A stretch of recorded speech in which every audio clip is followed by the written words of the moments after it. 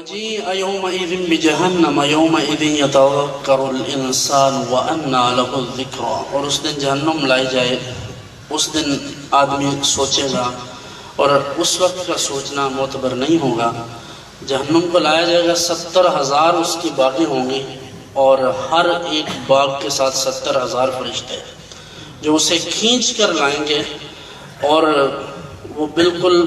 اپنے جوگن پر ہوگی اور عرش کے بائیں جانب لایا جائے گا۔ حضور سید عالم صلی اللہ علیہ وآلہ وسلم تشریف فرما ہوں گے تو جہنم عرض کرے گی کہ اے سید عالم، آپ تو ایک سائیڈ پہ ہو جائے، میرا آپ کا کیا واسطہ کہ اللہ تعالیٰ نے آپ کو مجھ پر حرام کیا ہے۔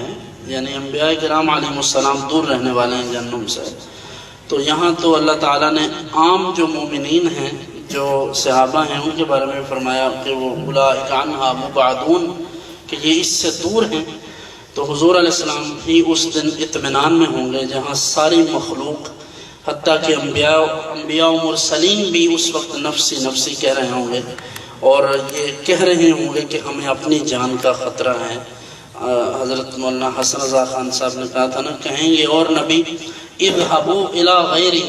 میرے حضور کے لب پر انا لہا ہوگا کہ جب حضور علیہ السلام وہاں تشریف فرما ہوں گے تو تمام انبیاء کرام علیہ السلام کے پاس امتیں جائیں گی تو وہ پریشان ہوں گے، وہ آگے ریفر کر دیں گے، لیکن حضور کے پاس آئیں گے تو حضور یہ نہیں کہیں گے آج میں کچھ نہیں کر سکتا، بلکہ حضور کہیں گے انا لہا، میں ہی شفاعت کروں گا، میں ہی ہوں اس کے لیے۔ پھر حضور اللہ کی بارگاہ میں سجدہ کریں گے۔ لوگ کہتے ہیں کہ اللہ تعالیٰ کہے گا محبوبہ تو ایک نکی جی ہاں کر دے، اس طرح نہیں کرنا چاہیے۔ حقیقت یہ ہے کہ حضور عرض کریں گے یا اللہ ایک ہاں کر دے۔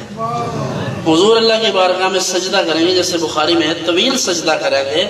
اور جب اللہ رب العزت دیکھے گا کہ محبوب سجدہ فرما رہے ہیں تو پھر اللہ تعالیٰ ارشاد فرمائے گا ارفع رأسک یا محمد، اے محمد اپنا سر انور اٹھائیے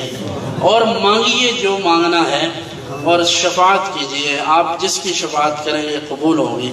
پھر حضور اس وقت جب شفاعت کا دروازہ کھل جائے گا، پھر حضور کی مہربانی سے علماء بھی بخشوائیں گے، صلحاء بھی، صوفیاء بھی بخشوائیں گے۔ وہ چھوٹے بچے جو بالکل بچپن میں فوت ہو گئے، وہ بچے بھی اپنے والدین کو بخشوائیں گے۔ تو یہ حضور کی مہربانی سے جب باب شفاعت کھلے گا تو پھر، وگرنہ جب تک نہیں کھلے گا، جیسے ترمذی میں ہے ان اللہ حرم الجنت علی الامم